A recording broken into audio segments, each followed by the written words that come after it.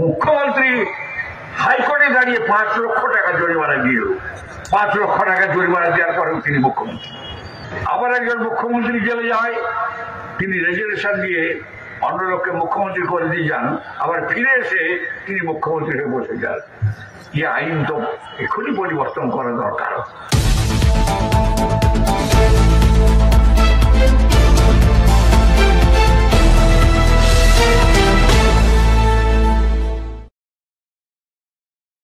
সবাই নীতি কি বলছে, সবচেয়ে ভাবতে পারে স্বাধীনতার 75-76 বছর পরে আপনি সরকারি কর্মচারী, আপনি শিক্ষক, আপনি একটা কাজকর্ম করেন, আপনি জেলে গেলে আপনার চাকরি সাসপেন্ড হয়ে যায়। ভারতবর্ষ আজকে এমন দুর্ভাগ্য, ভারতবর্ষের মুখ্যমন্ত্রী জেলে যায়, সে মুখ্যমন্ত্রী থেকে তারপর যায় না।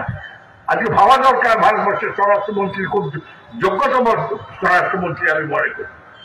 ভারতবর্ষের প্রধানমন্ত্রী বিগত স্বাধীনতার পরে, আমি কাউকে ছোট করছি না, কাউকে বড় করছি না, আমার অভিজ্ঞতা বলে মোদীজি শ্রেষ্ঠ প্রধানমন্ত্রী, এ সম্পর্কে সন্দেহ করে পারে না।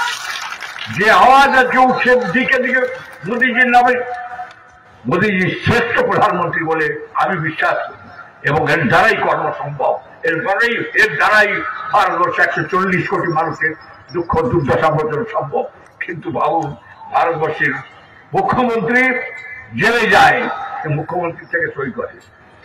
আবার একজন মুখ্যমন্ত্রী জেলে যায়, তিনি রেজুলেশন দিয়ে অন্য লোককে মুখ্যমন্ত্রী করে দিয়ে যান, আবার ফিরে এসে তিনি মুখ্যমন্ত্রী হয়ে বসে যান। এই আইন তো এখনই পরিবর্তন করা দরকার। অনেক দূর যেতে হবে। কেউ ভাবছেন কাছি 50-এর কাছাকাছি জিতেছি, তবলুক 70-72 জিতে গেছি। আমি কথা বলি না, আমি সবসময় বলি কাঁচিতে 1 লক্ষ ভোট আরো বেশি পাওয়া উচিত ছিল। 1 লাখ 1 লাখ। এখনো বলছি আপনাদের কেন হয়নি, কি জন্য হয়নি। নেতারা আছেন, বিশ্লেষণ করবেন।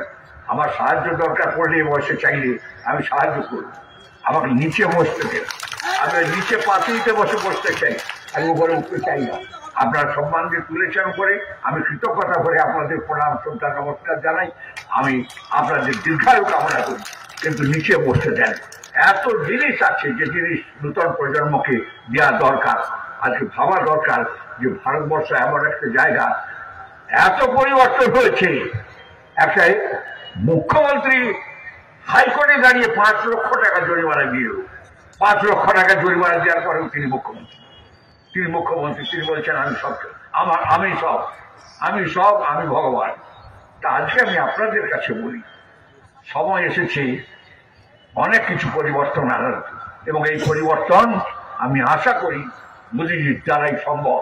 আপনারা দল বাঁধুন, ঐক্যবদ্ধ হন, শক্তিশালী করুন, বুথকে শক্তিশালী করুন, সংগঠনকে শক্তিশালী করুন, আপনার ভবিষ্যৎ প্রজন্মকে শক্তিশালী করুন, অর্থনীতি দেওয়ার জন্য আজকে ঐক্যবদ্ধ হন।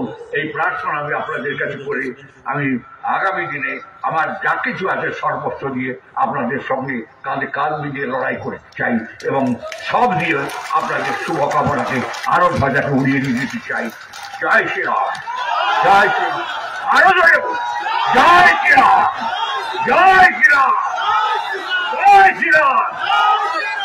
মোদীজি, মোদীজি, মোদীজি।